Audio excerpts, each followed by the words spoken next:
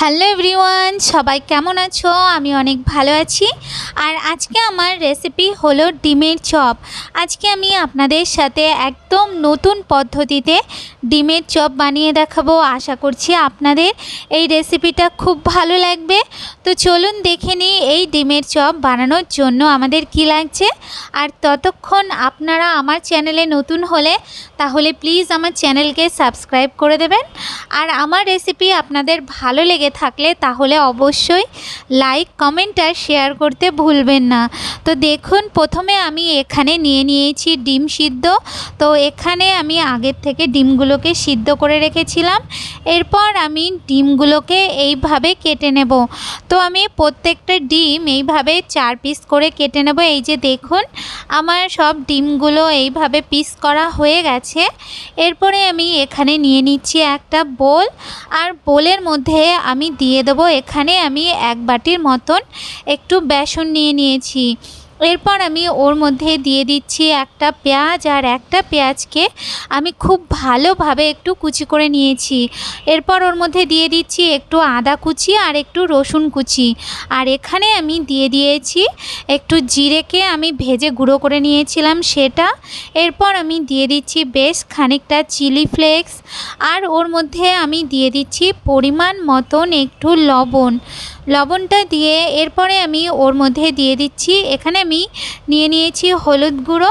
তো এখানে আমি সামান্য হলুদ গুঁড়ো দিচ্ছি যাতে কালারটা একটু সুন্দর হয়। আর আমি এখানে দিয়ে দিচ্ছি একটু লঙ্কার গুঁড়ো। আর এখানে আমি দিয়ে দিয়েছি একটু ধনেপাতা কুচি। এরপর আমি ওর মধ্যে অল্প অল্প করে জল দিয়ে তারপরে আমি বেসনটাকে ভালো করে একটু গুলে নেব। আচ্ছা, এখানে কিন্তু আমি বেসনটাকে একদম পাতলা করে গুলবো না। এখানে আমি বেসনটাকে একটু গাঢ় গাঢ় করে গুলবো, যেমনভাবে আমরা গোলা রুটির যে ব্যাটারটা বানাই না, তো ওর থেকে একটু গাঢ় করে গুলবো। এই যে দেখুন, আমার বেসনটা গোলা হয়ে গেছে। এরপরে আমি ওর মধ্যে যেই ডিমগুলোকে আমি কেটেছিলাম তার থেকে 1 টুকরো ডিম নিয়ে এইভাবে আমি ব্যাটারটাকে লাগিয়ে নেব। এই যে দেখুন, ঠিক এইভাবে ব্যাটারটাকে লাগিয়ে নিয়ে এরপরে আমি এগুলোকে ভেজে নেব। তো এখানে আমি গ্যাসের উপরে তেল বসিয়ে দিয়েছি। আর তেলটা যখন মিডিয়াম গরম হবে তখন আমি ওর মধ্যে ডিমগুলোকে ব্যাটারগুলোর মধ্যে চুবিয়ে এইভাবে আমি তেলের মধ্যে দিয়ে দেব। আর এই সময় কিন্তু আমি গ্যাসটাকে মিডিয়াম করে রেখে দেব। তো দেখুন, এখানে আমার ডিমগুলো ছাড়া হয়ে গেছে। এরপর আমি 2 থেকে 3 মিনিটের মতন ওয়েট করে তারপরে আমি এগুলোকে একটা চামচের সাহায্যে এইভাবে একটু উল্টে দেব। তো দেখুন, যখন একটা সাইড হালকা একটু কালার চলে আসবে তখন এইভাবে উল্টে দিয়ে অপর সাইডটা ভেজে নিতে হবে।